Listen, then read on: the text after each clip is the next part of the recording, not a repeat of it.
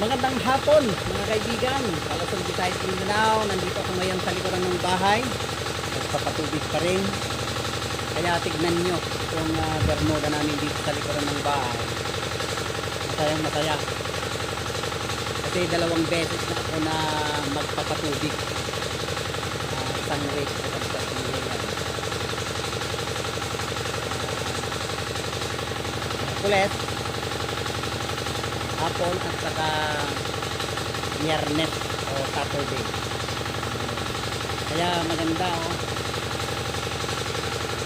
kahit itong yellow top namin dito tignan ninyo mga kaibigan itong bagong bilya namin. Naglalaptop lang kaya daw iti ko